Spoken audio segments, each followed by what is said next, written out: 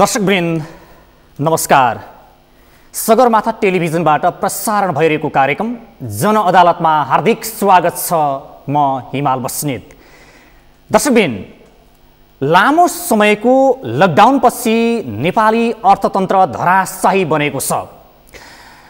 Call कारखाना उद्योग धन्दा 61% बन्द हुँदा 22% भन्दा बढी मानिसहरू बेरोजगार बनेका छन्। विदेशमा रहेका लाखौं युवाहरू पनि आफ्नो श्रम गन्तव्य छोडेर स्वदेश फर्कनु पर्ने अवस्था छ, जसका कारण नेपालमा निकै ठूलो संख्यामा बेरोजगारको समस्या देखा परिरहेको छ। यसलाई कसरी समाधान गर्न सकिन्छ? यति बेला सबै क्षेत्र बन्दाबन्दी छ।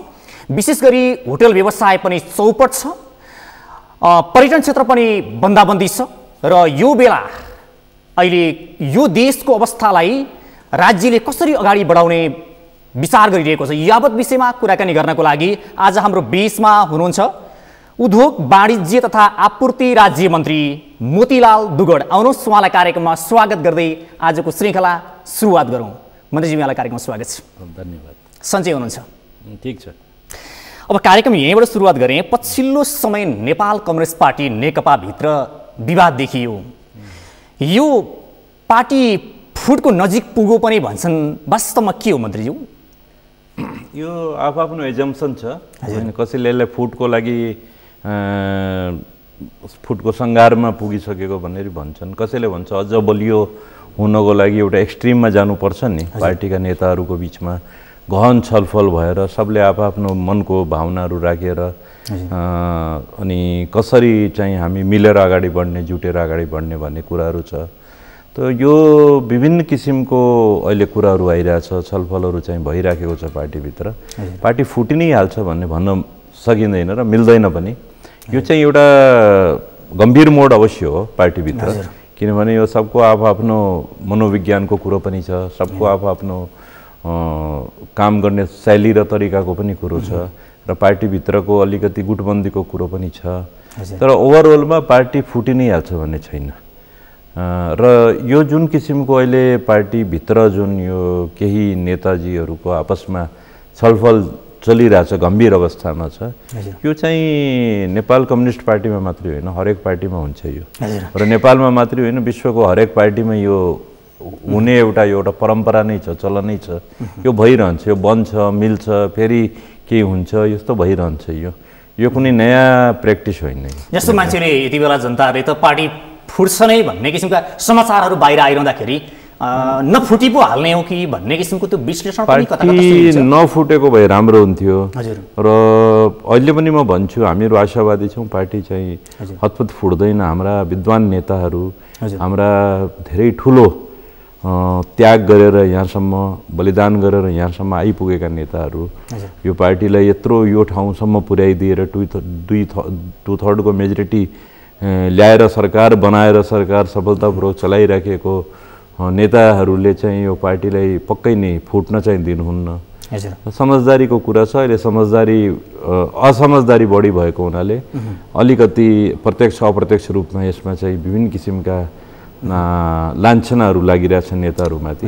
तर अन्ततोगतवा मलाई के विश्वास छ भने पार्टी चाहिँ फुट्दैन, पार्टी फुटतिर जाँदैन। जस्तो अलिकति विश्वास कसरी गरिन्छ भने नेकपा भित्रको चुरो समस्या चाहिँ एउटा शक्ति र सत्तामा लागि मात्रै हो, त्यहाँ सैद्धान्तिक र वैचारिक बहस छैन भन्ने किसिमको विश्लेषण पनि कता कता गरेको सुनिन्छ। वास्तवमा यो सैद्धान्तिक चाहिँ छलफल होइन। सैद्धान्तिक छलफल भन्दा पनि अहिले के छ भने अहिलेको जुन सङ्क्रमणको अवस्था छ, अहिले धेरै नै नाजुक अवस्था छ। हेर्नुहोस्, हाम्रो देश अहिले आर्थिक मन्दीको दौरबाट गुज्रिरहेछ। देशमा एउटा ठुलो सङ्क्रमणको अवस्था छ। मान्छेहरू मरिराखेका छन्, होइन, कोही पनि सुरक्षित छैन। देशको अर्थतन्त्र त एकदमै विचलित अवस्थामा छ। र अहिले फेरि बाढी पहिरोले गर्दा पनि हाम्रा दाजुभाइ दिदीबहिनीहरू अहिले मृत्युको कगारमा पुगेका छन्। विभिन्न किसिमको घरबारविहीन पनि भएका छन्। बेरोजगारीको ठुलो समस्या आएको छ। हाम्रा नेपाली युवा युवतीहरू अहिले बाहिरबाट फर्केर आइराखेका छन्, उनीहरूलाई रोजगार दिनुपर्ने छ।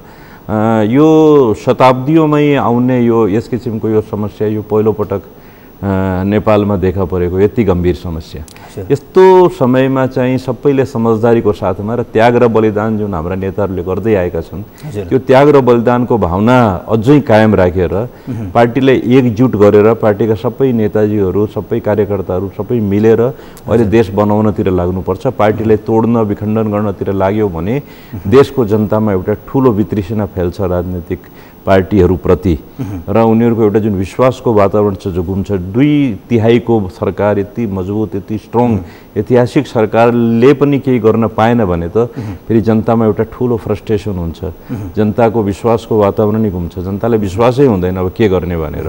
त्यो भएको हुनाले अहिले यो चाहिँ नाजुक मोड भए तापनि पार्टी टुट्छ नै भन्न लाग्दैन। यो ठिक छ, तपाईँले अघि विचार र सैद्धान्तिक भन्दा पनि यो पदको लागि चाहिँ यो जोर आजमाइस भइरहेछ जस्तो तपाईँले अघि भन्नुभयो।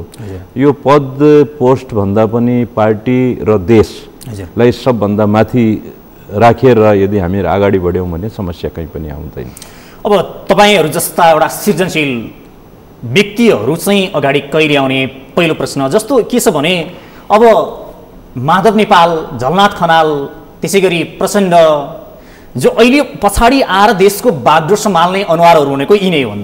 यो चाहिँ एउटा जसरी पहिला नेतृत्व गरिसकेर आफ्नो क्षमता सृजनशीलता प्रदर्शन गरिसकेर गएको व्यक्तिहरू, तपाईँहरूको चाहिँ पालो कहिले आउने र तपाईँहरूले कहिले चाहिँ देशको नेतृत्व सम्हाल्ने? हाम्रो पालो त आएकै छ। हाम्रो पालो त जुन दिन हामीले पार्टी जोइन गरेका छौँ, हजुर मेरो आफ्नो एउटा पार्टी थियो, हामीले पार्टी जुन दिनदेखि मर्ज गरेका छौँ या मेरो आफ्नो पार्टी हुँदा नै हाम्रो पालो आइसकेको थियो। हाम्रो पालो भनेको त हामीले पर्खेर हामीले एउटा ठुलो पद पाएर मात्रै हाम्रो पालो आउँछ भन्ने होइन। हामी जुनसुकै जहाँसुकै जस्तोसुकै अवस्थामा भए पनि देश र जनता प्रति हाम्रो एउटा उत्तरदायित्व हुन्छ। हामी जुन दिनदेखि हामी राजनीतिमा लागेका छौँ त्यही दिनदेखि हामीले एउटा देशप्रति समर्पित भएर काम गर्ने एउटा भावना हाम्रो भित्र भएको छ। हामी त्यही हिसाबले हामीहरू काम गरिरहेछौँ र आज म यो राज्य मन्त्री स्तरसम्म पनि मलाई पार्टीका उच्च स्तरका नेताहरूले हामीलाई यहाँसम्म पुर्याएको छन्, किनभने उनीहरूलाई थाहा छ एउटा अनुभवी र एउटा ठुलो राम्रो ब्याकग्राउन्डको र एउटा भिजन भएको व्यक्ति हो। यस्तो व्यक्ति आयो भने पक्कै नै यसले चाहिँ आफ्नो अनुभव र आफ्नो जुन एउटा दूरदर्शिता छ, भिजन छ, त्यसबाट अवश्य नै अर्थतन्त्रमा देशको औद्योगिकरणमा एउटा ठुलो प्रभाव पर्नेछ भन्ने एउटा विश्वासको साथमा मलाई यो जिम्मेदारी दिएको छ र यो जिम्मेदारीमा म आफ्नो तर्फबाट राम्रो काम गर्ने प्रयास चाहिँ अहिलेसम्म गरिराखेको छु। अब यतापट्टि यस्तो नेकपाभित्र यति बेला हामी बहस गरिरहँदा पनि विवाद जारी नै छ। अब यो नेकपाभित्रको जुन विवाद छ यसलाई समाधान गर्ने चाहिँ विकल्प के त? यसको विकल्प एउटै छ, यो समाधान अरू कसैले गर्दैन। हाम्रा ठुल्ठुला जुन हाम्रा नेताजीहरू हुनुहुन्छ उहाँहरूले आफैले नै यो समाधान गर्ने हो र सबैको भित्रमा एउटा त्यागको भावना हुनुपर्छ। मैले केही पाउनु भन्दा पनि देशको जनताले केही पाउनुपर्छ भन्ने एउटा भावना सबैको बिचमा हुनुपर्छ। म पनि यो भावनाको साथमा म के भन्दैछु भने मैले केही त्याग गरेर यदि यो पार्टी एकजुट हुन्छ, यो पार्टी एकजुट भयो भने देश र देशको लागि पनि केही सोच्ने समय सबैले पाउँछन्। देश र जनताको लागि सोच्नु सबभन्दा ठुलो अहिले हाम्रो लागि जिम्मेदारी हो यो। र यस्तो अवस्थामा चाहिँ हामी पदप्रति हामीले धेरै ठुलो लोभको भावना राख्नुभन्दा पनि हामी जुनसुकै ठाउँमा जुनसुकै अवस्थामा जुनसुकै परिस्थितिमा जुनसुकै पदमा रहेर पनि या पद नभए पनि हामीले देशको प्रति हामी काम गर्न सक्छौँ, काम गर्नुपर्छ। हामीले एउटा राजनीतिक पार्टीमा समावेश भएर नै काम गर्न सक्छौँ भन्ने होइन। सबले आफ्नो क्षेत्रबाट यो हाम्रो देश हो, यो देशलाई अब हामीले बनाउनु छ। हामी कति वर्षसम्म गरिब भएर बस्ने, कति वर्षसम्म हाम्रो मनोबल यही किसिमले खस्किएर रहने, कति वर्षसम्म हामीले हाम्रा जुन युवा पिँढीहरू छन् तिनीहरूलाई यहाँबाट बाहिर पलायन गराउने, किन हाम्रो देशमा हाम्रा युवा जनशक्तिलाई सुरक्षित राख्न सक्दैनौँ?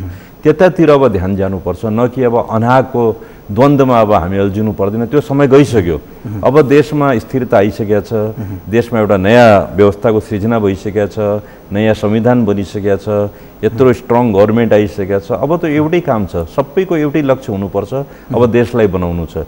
त्यो जुनसुकै पार्टीको होस् या विपक्षी होस् या सानो पार्टी होस् ठुलो पार्टी होस् या बिना पार्टीका पनि जोसुकै हुन्, सबैले आफ्नो क्षेत्रबाट यो देश बनाउनतिर लाग्नुपर्छ।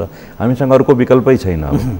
जस्तो मैले विषयलाई अलिकति परिवर्तन गर्न चाहेँ, तपाईँ एउटा जनताले रुचाइएको व्यक्ति र एउटा सफल उद्योगी पनि भन्छन् त्यो पनि सुनेको छु। अब तपाईँ आएपछि उद्योग क्षेत्रमा निकै धेरै आशा गर्नुभएको थियो, तपाईँप्रति धेरै ठुलो जनताको भरोसा पनि थियो। तपाईँ आएपछि के कति परिवर्तन गर्नुभएको थियो? अब यो परिवर्तन मैले आफ्नो मुखबाट बोल्नुभन्दा पनि तपाईँहरू पनि अलिकति केही फिडब्याक त तपाईँहरूसँग पनि पक्कै छ होला। तपाईँहरूलाई मिडियाकर्मी भन्छ होइन, यत्रो ठुलो तपाईँहरूको नेपालको एउटा प्रतिष्ठित च्यानल छ तपाईँको, त तपाईँलाई अवश्य नै हामीले गरेको कामको फिडब्याक तपाईँलाई अवश्य नै आएको हुन्छ। तर पनि तपाईँले सोध्नु भएको छ, हामीले के छ भने यो उद्योग वाणिज्य आपूर्ति मन्त्रालय भनेको एउटा ठुलो स्ट्रङ र एउटा महत्त्वपूर्ण मन्त्रालय हो देशको। देशको अर्थव्यवस्थासँग, देशको औद्योगिकरणसँग, देशको रोजगारीसँग सम्बन्धित डाइरेक्ट प्रत्यक्ष सम्बन्ध भएको, आपूर्ति व्यवस्थासँग प्रत्यक्ष सम्बन्ध भएको यो एउटा मन्त्रालय हो। र यो मन्त्रालयमा हामीहरू झन्डै हामीलाई 8 महिना पुगिसकेका छ हामी मन्त्री बनेको। र केही हामी मन्त्री बनेको 2-3 महिनापछि नि कोरोना सुरु भइसक्यो। कोरोनाको यत्रो ठुलो एउटा भयावह वातावरण भएको छ। त हाम्रो लागि धेरै ठुला चुनौतीहरू आएका थिए र त्यो चुनौतीको सामना गर्नु सजिलो थिएन, किनभने विगतको इतिहासमा यो मन्त्रालयले गरेका कामहरूको सबै ठाउँबाट सराहना भएको थिएन। गम्भीर विषयहरू पनि, गम्भीर कुराहरू पनि उठेका थिएन। हाम्रो लागि, मेरो र हाम्रा मान्य मन्त्रीजीको लागि एउटा ठुलो च्यालेन्जको विषय थियो। हामीले सबभन्दा पहिले हामीले आपूर्तिको व्यवस्था राम्रो राख्यौँ, किनभने लकडाउनको अवस्थामा मान्छेहरू घरमै बसिराख्नुपर्छ, घरबाट बाहिर निस्कनु हुँदैन। अब घरबाट बाहिर निस्किने अवस्था आयो भने यो सङ्क्रमणले अझ गम्भीर रूप लिन सक्छ। र घरमा बसेर उनीहरूलाई खाद्य वस्तु र अत्यावश्यक वस्तुहरूको आपूर्ति गर्नु भनेको ठुलो चुनौती हो। त हामीले त्यो वस्तुहरूको आपूर्ति गर्ने काम गऱ्यौँ। घरमा हामीले सामानहरू पुर्याउने काम गऱ्यौँ। हामीले हाम्रा च्यानलहरू, हाम्रा खाद्य संस्थान, हाम्रा सल्ट ट्रेडिङ र अरू संस्थानहरू जस्तै हामीले अरू नेटवर्कका व्यवसायहरूसँग हामीले समन्वय गरेर हामीले ठाउँमा त्यो सामानहरू पुर्याउने व्यवस्था गऱ्यौँ। त्यो बाहेक सामान बजारमा कुनै पनि वस्तुको अभाव हुन दिएनौँ। सुरुको 2, 4, 5, 10 दिन ग्यासको अभाव जस्तो देखिएको थियो, तर त्यसलाई पनि तुरन्तै हामीले समाधान गऱ्यौँ। र हामीले कुनै पनि वस्तुको त्यो अत्यावश्यक खाद्य पदार्थदेखि लिएर औषधिहरूदेखि लिएर तपाईँको शैक्षिक सामग्रीहरूदेखि लिएर तपाईँको पेट्रोलियम प्रडक्टसम्म, नुन चिनी समेत हामीले कुनै चिजको पनि कमी हुन दिएनौँ। र एक दिन पनि कुनै चिजको पनि हाहाकार बजारमा भएन। नत्र योभन्दा अघिको क्राइसिसहरू जस्तो भूकम्पको बेला पनि थियो, यो नाकाबन्दी पनि हाम्रो के भन्छ यो बोर्डरहरूमा भएको 4-5 महिनाको नाकाबन्दीको बेला पनि थियो। देशमा वस्तुको ठुलो अभाव भएको थियो, हाहाकार मचेको थियो र मूल्य पनि अचाक्ली बढेको थियो। त्यति बेला धेरै ठुलो ब्ल्याक मार्केटिङ, कालो बजारीको आक्षेप पनि लागेको थियो। तर अहिले चाहिँ हाम्रो 2, 4, 5, 10 ठाउँमा चाहिँ हामीले अलिकति ब्ल्याक मार्केटिङको समस्या भएको भन्ने गुनासो आएको थियो। त्यो पनि हामीले तुरन्तै समाधान पनि गऱ्यौँ, हामीले कारवाही पनि गऱ्यौँ, हामीले दण्ड र जरिमाना पनि गऱ्यौँ त्यस्तो कालोबजारी गर्नेमाथि। र त्यो बाहेक चाहिँ समग्रमा चाहिँ धेरै ठुलो समस्या चाहिँ देखिएन। तपाईहरु पनि महसुस गर्न सक्नुहुन्छ, नेपालभरिमा, यो खाली काठमाडौँको कुरो होइन, नेपालभरिका गाउँ-गाउँमा दुर्गम क्षेत्रमा समेत हामीले कहीँ पनि कुनै वस्तुको पनि अभाव हुन दिएनौँ। राहत सामग्रीको पनि हामीले सम्पूर्ण व्यवस्था गर्यौँ। हामीले स्थानीय निकायदेखि लिएर संघीय सरकार र केन्द्रीय हाम्रो के भन्छ प्रदेश सरकारसँग समन्वय गरेर हामीले घर-घरमा हामीले राहत सामग्री पुर्यायौँ। किनभने मान्छेहरू बेरोजगार भयो, दैनिक कमाएर गुजारा गर्ने हाम्रा नेपाली दाजुभाइहरू अहिले आएर भोक-भोकै बस्ने अवस्था थियो। त हामीले त्यो हुन दिएनौँ। हामीले घर-घरमा हामीले राहत सामग्री वितरण गर्यौँ। हामीले टोल-टोलमा लगतहरू राखेर सबैलाई खाद्य सामग्रीहरूको वितरण गरायौँ। त्यो भएर धेरै ठुलो गम्भीर समस्या हुन सकेन। र जहाँसम्म स्वास्थ्यको कुरा छ, सङ्क्रमणको कुरा छ, अहिलेसम्मको अवस्थामा नेपालमा चाहिँ यो धेरै कन्ट्रोलमै थियो। अहिले विगत यो एक हप्तादेखि चाहिँ अलिकति कन्ट्रोलभन्दा बाहिर गइराखेको। यो एक हप्तादेखि जस्तो कन्ट्रोलभन्दा अलि बाहिर छ, के कारणले चाहिँ कन्ट्रोलभन्दा बाहिर गयो? यो के छ भने सुरुको 3-4 महिनासम्म लकडाउन एकदम सफल भयो हैन, सरकारले पनि धेरै कडाई गर्यो। तर अब लकडाउनलाई हामी कति लामो लिएर जाने? मान्छेहरूको अवस्था बिग्रिन थाल्यो, बेरोजगारी धेरै बढ्यो, मान्छेहरू खान पिउन पाएनन् हैन, उद्योगहरू पनि चलाउनु पर्यो, आर्थिक गतिविधि पनि बढाउनु पर्यो। अब आर्थिक गतिविधि बढाएन भने त देश त एकदमै पङ्गु हुन्छ, प्यारालाइज हुन्छ। यस्तो अवस्थामा चाहिँ अब मुभमेन्ट पनि हुनु पर्यो, एक ठाउँबाट अर्को ठाउँमा मान्छे पचाउनु पनि पर्यो, उद्योगहरू पनि चलाउनु पर्यो। उद्योग चल्यो भने उद्योगको उत्पादनहरू बिक्री गर्ने व्यवस्था पनि गर्नु पर्यो, ट्रान्सपोर्टेसन पनि खोल्नु पर्यो, अनि बजारहरू पनि खोल्नु पर्यो। यो सबले गर्दा के भयो भने मान्छेहरू अलिकति रिल्याक्स्ड भए। र मान्छेहरूले ओभर कन्फिडेन्स पनि भयो कि नेपालमा खासै थ्रेट छैन यसको। त्यो भएर मान्छेहरू अलिकति बढी के भन्छ कन्फिडेन्सको साथमा बजारमा पनि निक्ले, अलिक सावधानी अपनाउनु पर्ने सावधानी अपनाउनु पनि छोड्यो। त्यो गर्दा यो समुदायमा कम्युनिटी बेस यो अब कोरोना आयो, त्यसले गर्दा चाहिँ धेरै ठुलो समस्या उब्जेको छ। र म आह्वान गर्न चाहन्छु सबैलाई र तपाईँको च्यानल मार्फत म खास आह्वान के गर्न चाहन्छु भने अहिले यो सङ्क्रमण सेकेन्ड फेजमा आएको छ र पहिलेको भन्दा उग्र रूप लिएर आएको छ। यो गम्भीर मोडमा छौँ हामीहरू। अहिले हामीले एकदमै ध्यान राख्नुपर्ने हुन्छ। सरकारले अहिले आजदेखि नै यो सटडाउनको एउटा नयाँ चाहिँ एउटा मेकानिजम अहिले ल्याएको छ। सटडाउनको प्रश्न गर्दा एकजना साथीले पनि भन्नुभएको थियो सटडाउन के हो र कस्तो मोडलको हुन्छ, यसमा अलिक केही रूपमा चाहिँ प्रश्न भयो हुन्थ्यो भन्ने कुरा रहेछ। के हो वास्तवमा सटडाउन भनेको? हेर्नुहोस्, पहिले लकडाउन थियो। लकडाउन भनेको सबै चिज बन्द थियो, तपाईँ घरबाट बाहिर पनि निस्किन सक्नुहुन्न र पास बिना गाडीहरू पनि बाहिर आउन सक्दैनन्। पास पनि अत्यावश्यक कामको लागि यदि कहीँ जानु पर्यो भने मात्रै यो भेहिकलको पासहरू हुन्थ्यो। त्यो लकडाउनको अवस्था थियो। त्यति बेला बजारहरू पनि पूर्ण रूपमा बन्द थिए। एक किसिमले कर्फ्यू जस्तो अवस्था थियो। मान्छेहरू बाटोमा हिँड्न पनि पाउँदैनथे, गाडीहरू पनि चल्न पाउँदैनथे, सबै चिज बन्द थियो, बजारहरू पनि खुल्न पाउँदैन थियो। अहिले सटडाउन भनेको तपाईँको जुन जुन क्षेत्र बढी प्रभावित देखिएको छ त्यो क्षेत्रलाई त पुरै बन्द गरिदिएको हुन्छ। जस्तो अहिले भर्खरै न्यू रोडको पनि कुरा छ। न्यू रोडमा केही सङ्क्रमित भेटिएका छन्, न्यू रोडलाई सिल गर्ने अहिले कुरा भइराखेको छ। त्यस्तै अरू क्षेत्रहरूमा जुन क्षेत्रमा, जुन टोलमा, समुदायमा, जुन क्षेत्रमा बढी चाहिँ रिस्क छ देखिन्छ, बढी जोखिम देखिन्छ, त्यो क्षेत्रलाई चाहिँ बन्दै गरिदिने। बढी रिस्क हुने क्षेत्रहरूलाई चाहिँ बन्द गर्ने कुरा सटडाउन भन्ने कुरा हो। होइन, त्यो मात्रै होइन। सटडाउनमा फेरि तपाईँको के छ भने लकडाउन जस्तो बजार पुरा बन्द हुँदैन, बजार खुल्छ, तर एउटा नर्म्स, एउटा स्वास्थ्यको नर्म्स छ। त्यो नर्म्स अपनाएर मात्रै त्यहाँ बजार खोल्न पाउँछ। त्यसको पनि एउटा समयावधि हुन्छ। र ट्राफिक, खास गरेर ट्राफिक जुन छ त्यो फेरि चाहिँ हाम्रो जोर बिजोर तरिकाले नै चलाउने अवस्था हुन्छ। पहिलेको जस्तो सम्पूर्ण त लकडाउन होइन, तर यो सटडाउन भनेको स्वास्थ्यको जुन प्रविधिहरू छन्, जुन विधिहरू छ त्यो पूर्ण रूपमा पालना गरेर अपनाएर जुन हाम्रो सेफ्टी नर्म्स हुन्छ। जस्तो मन्त्रीज्यू, अर्को प्रश्न, यति बेला उद्योग र कल कारखानाका 61% चाहिँ बन्द भएछ। 10 का कारणले 22% भन्दा बढी चाहिँ बेरोजगार बढ्यो। यसै पनि विदेशमा हुने युवाहरू पनि देश छोडेर स्वदेशमै आएका छन् र त्यहाँ पनि बेरोजगारको दर भयङ्कर बढिरहेको छ। अब सबै क्षेत्रमा यसरी मान्छेहरू बेरोजगार भइरहँदाखेरि अब राज्य सामु धेरै ठुलो चुनौती पनि छ, ताकि यत्रो धेरै सङ्ख्यामा चाहिँ भएका बेरोजगारलाई सम्बोधन गर्नु पर्यो। तपाईँहरूको योजना चाहिँ के छ? अब यो धेरै चाहिँ विकराल अवस्था हुँदाखेरि मान्छेहरू खान नपाएर चाहिँ भोकभोकै बस्ने अवस्था नै आउन सक्छ। यो यस्तो परिस्थिति आउने सन्दर्भमा तपाईँहरूको योजना के छ?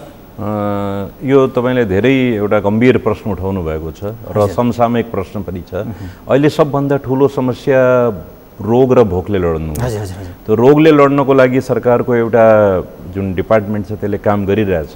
त्यसमा हामीहरू पनि छौँ र हामीहरू कसरी यो रोगलाई निर्मूल पार्न सकिन्छ, प्रभावशाली क्षेत्रलाई कसरी हामीले कमभन्दा कम चाहिँ हामीले प्रभावित गर्न सक्छौँ, बढी प्रभावित भएको क्षेत्रलाई, बढी जोखिम भएको क्षेत्रलाई कसरी कम गर्न सकिन्छ, एउटा त्यो कुरा। अर्को कुरा भोकको कुरा छ। अब मान्छे भोको पनि बस्नु भएन। भोकले फेरि अर्को एउटा नयाँ समस्या आउँछ, त्यसमा केही विकृतिहरू पनि आउँछन्। मान्छेहरू भोकले पनि मर्न सक्छन्, होइन? रोग र भोक दुइटै त्यति नै जोखिमपूर्ण भएको हुनाले रोगभन्दा नि भोकले पो मर्ने हो कि भन्ने किसिमको त्यो प्रश्न पनि रहेका छन्। त्यो पनि ठुलो समस्या हो। र त्यसको लागि के छ भने अब सरकारले त्यही भएर अहिले चाहिँ उद्योग धन्दाहरूलाई बन्द नगर्ने, तर एउटा सेफ्टी नर्म्सलाई पूर्ण रूपमा पालना गराएर त्यो उद्योगहरू चलाउन दिने, उद्योगको उत्पादनहरू बिक्न पनि दिने, तर त्यसमा चाहिँ ठुलो रूपमा चाहिँ निगरानी चाहिँ सरकारले, पुलिस प्रशासनले सबैले मिलेर गर्नुपर्ने अवस्था आउँछ। अब जुन बेरोजगारीको कुरा छ, मान्छेहरू भोकै घरमा बसेका छ, त्यही भएर चाहिँ निर्माणका कार्यहरू, उद्योग धन्दाहरू, ट्रान्सपोर्टेसनहरू, अब पर्यटन क्षेत्र त अहिले तुरन्तै खुल्न सक्ने अवस्था छैन, तर जुन जुन क्षेत्र खुल्न सकिन्छ त्यो क्षेत्रलाई अत्यन्त सावधानीको साथमा त्यसलाई अपरेट गरेर हाम्रो बसिराखेका केही युवाहरूलाई, केही हाम्रा बेरोजगार व्यक्तिहरूलाई हामीले काम दिन सक्छौँ। हजुर अर्को के छ भने अब हामी इन्डस्ट्रियलाइजेसनतिर जानै पर्ने हुन्छ हजुर अब हामीले रेमिटेन्सको भरमा बसेर यो देश मुलुकलाई हामी चलाउन सक्दैनौँ किनभने अब हाम्रा युवाहरू फर्किसकेका छन् अब उनीहरू फर्केर जाँदैन विदेशमा पनि त्यत्तिकै थ्रेट छ र विदेशमा पनि अहिले आर्थिक मन्दीको दौर छ त त्यहाँ त्यति हतपत त्यहीँ उनीहरूले अब नोकरी पाउँदैनन् पनि त्यो भएर अब उनीहरू पनि यहीँ बस्न बाध्य हुन्छन् त 20,000-30,000 हजारजनालाई हामीले यहाँ नोकरी दिनुपर्ने हुन्छ त्यसको लागि हामी औद्योगिकरणतिर जान्छौँ नयाँ नयाँ उद्योग खोल्ने जुन किसिमको वस्तु हाम्रो देशमा बन्दैन त्यो वस्तुहरू अब हाम्रै देशमा बनाउने हामी आत्मनिर्भर हुने अब हरेक क्षेत्रमा हामी आत्मनिर्भर हुँदै जाने आज नेपाल भनेको सानो मुलुक त हो तर बजार त आज विश्व को पुरा बजारै हाम्रो सामने छ हाम्रो छेउमा दुईटा ठुल्ठुला बजारहरू भारत र चाइना हाम्रो लागि पुरा खुल्ला छ हामीभन्दा सानो मुलुक हो ताइवान ताइवान हेर्नुहोस् तपाईँ हामीभन्दा सानो मुलुक भए तापनि उसको जुन उत्पादनहरू छ त्यो विश्वभरिमा चारैतिर हरेक ठाउँमा देख्न सकिन्छ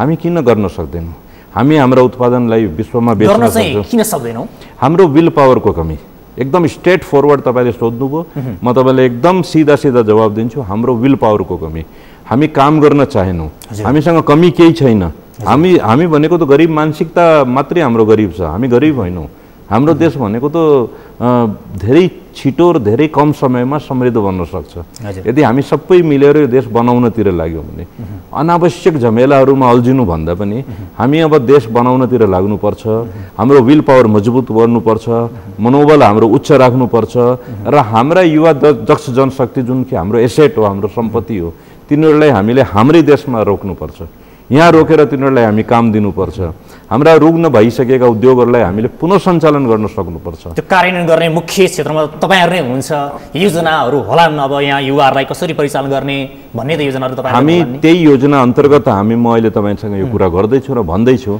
हामी योजनामा हामी गम्भीरतापूर्वक काम गरिरहेछौँ हाम्रा संस्थानहरूलाई हामी पुनः सञ्चालन गर्ने घाटामा गइसकेका उद्योगहरूलाई नाफामा ल्याउने नयाँ नयाँ उद्योगहरू यहाँ ल्याउने अब हामी एउटा अर्को अवधारणा ल्याएका छौँ हामी औद्योगिक ग्रामको त्यो हामी 753वटा स्थानीय निकाय जति पनि छ सबैमा हामी एक एकवटा औद्योगिक ग्राम जसमध्ये अब 45-50वटा औद्योगिक ग्रामको लागि हामीले यहाँबाट चाहिँ बजेट छुट्याइदिएका छौँ त्यो सङ्घीय सरकार तपाईँको प्रदेश सरकार र स्थानीय सरकारको संयुक्त स्वामित्वमा चाहिँ त्यो चाहिँ हाम्रो यो योजना आइराखेको छ यो औद्योगिक ग्राममा साना साना जुन एकदम छरिएर बसिराखेका सानो सानो पुँजी भएका साना साना कटेज इन्डस्ट्रिजहरू घरेलु उद्योगहरू एसएमइज भन्छन् त्यस्ता उद्योगहरूलाई चाहिँ अब यो ठाउँमा हामी स्थान दिने सङ्गठित रूपमा उनीहरूलाई काम गराउने उनीहरूलाई कच्चा पदार्थ बिजुली बाटोघाटो र बजारको व्यवस्था चाहिँ सरकारले गरिदिन्छ उनीहरूलाई खालि आफ्नो उत्पादन क्वालिटी प्रोडक्ट मात्रै उत्पादन गर्नुपर्छ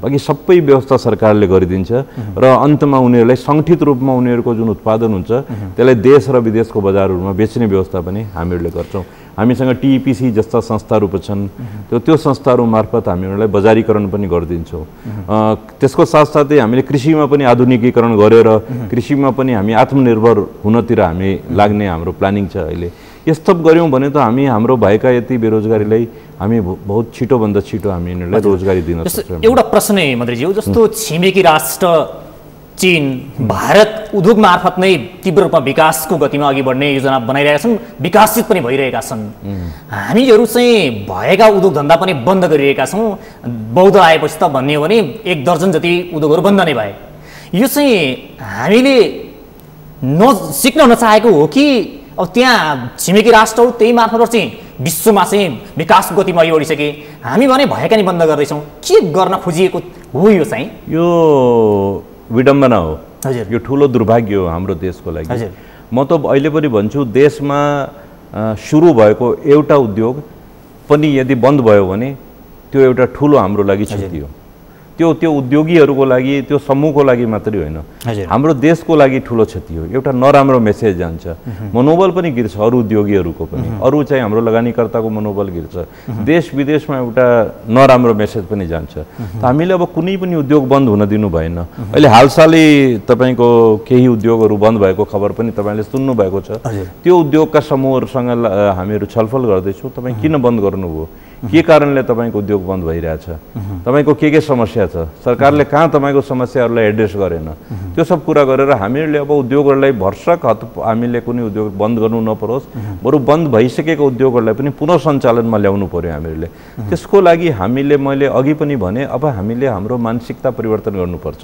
पुरानो मानसिकताले देशको अर्थतन्त्रले गति लिँदैन, पुरानो मानसिकताले देश समृद्ध हुँदैन।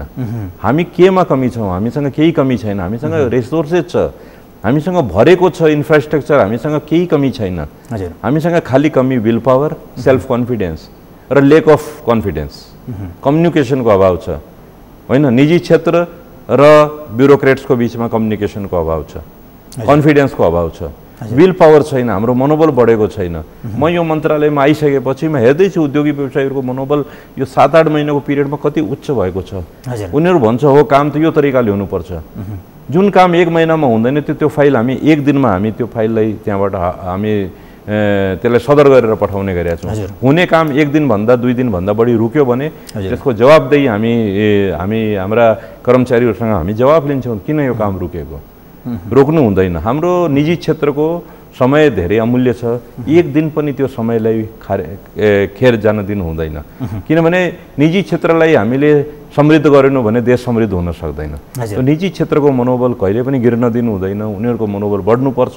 यो देश समृद्ध हुन्छ, हेर्नुहोस् यो देश समृद्ध हुन समय धेरै लाग्दैन, असम्भव छैन र धेरै कठिन पनि छैन, यो धेरै सजिलो छ। हामी सबै मिलेर अब यो देश बनाउनतिर लाग्यौँ भने लाग्यो नि। तपाईँ अरू मुलुकहरू जो विकसित भइसक्यो हेर्नुहोस्, उनीहरू सबैको भित्र चाहिँ देशलाई समृद्ध बनाउने एउटा भावनाको जागृति भएको छ। आफ्नो ठाउँमा जहाँ जसले सेक्रिफाइस गर्नुपर्छ त्यो सेक्रिफाइस गरेर पनि आफ्नो मुलुकलाई उनीहरूले बनाउनतिर लागिरहेछ। त्यो उनीहरूको मातृभूमि हो, उनीहरूको आफ्नो देश हो। हाम्रो यो मुलुक हो, हाम्रो मातृभूमि हो। हामी हाम्रो यो देशलाई विश्वको सफलतम देशहरूमा एक बनाउन सक्छौँ, धेरै समय लाग्दैन, म यसमा पूर्ण विश्वास छु। हामी कार्यक्रमको अन्तिममा छौँ। एउटा अन्तिम प्रश्न, जस्तो नेपाल र भारत बीचमा सीमा समस्या आए पछाडि जुन आपूर्तिमा केही समस्या आउँछ कि भन्ने किसिमका जिज्ञासाहरू पनि थिए, के छ मन्त्रीज्यू यसमा चाहिँ केही समस्याहरू आउने सम्भावना छ? मलाई यो सीमा विवाद जुन दिनदेखि सुरु भएको थियो धेरैजनाले आशंका प्रकट गरेका थिए, अब के हुन्छ, भारतले फेरि नाकाबन्दी गर्छ कि, भारतले आपूर्ति बन्द गर्छ कि, हामी त भारतमा निर्भर छौँ, भारतले हाम्रो आउन जाने बाटै बन्द गरिदिन्छ कि, सामानै आउन दिँदैन कि, भारतको हामीले जुन पोर्ट युज गरिरहेछौँ त्यो पोर्टै बन्द हुन्छ कि। मैले सुरुदेखि नै भनेको थिएँ भारत जस्तो मुलुकले यो काम कहिले पनि गर्दैन। यो नाकाबन्दी गर्ने काममा पनि भारतले पछि गएर रिग्रेटै गरेका थियो, यो काम चाहिँ हुनु हुँदैन थियो, त्यो कसैको लहलामा लागेर भारतले गरेको त्यो गलत हो। ठिक छ, यो सीमा समस्या जुन छ यो समस्या नेपाल र भारतको मात्रै होइन, विश्वको हरेक मुलुक जो सीमा जोडिएको हुन्छ तिनीहरूको बिचमा यो समस्या छ। यो समस्याको समाधान हुन्छ, वार्ता भइराखेको छ, वार्ता हुन्छन्। भारत र नेपालको एउटा अभिन्न सम्बन्ध छ, यो सम्बन्ध यो सानोतिनो कुराले कहिले पनि टुट्दैन र कहिले पनि आपूर्तिदेखि लिएर हाम्रो देशका नागरिकहरूको बिचमा जुन एउटा सौहार्दपूर्ण सम्बन्ध छ त्यो सम्बन्ध कहिले पनि यो सानोतिनो कुराले कहिले पनि बिग्रिँदैन जस्तो मलाई लाग्दछ। हस्, कार्यक्रममा आइदिनु भयो, यहाँलाई म विशेष धन्यवाद दिन चाहन्छु मन्त्रीज्यू। हस्, धन्यवाद, तपाईँलाई पनि धन्यवाद।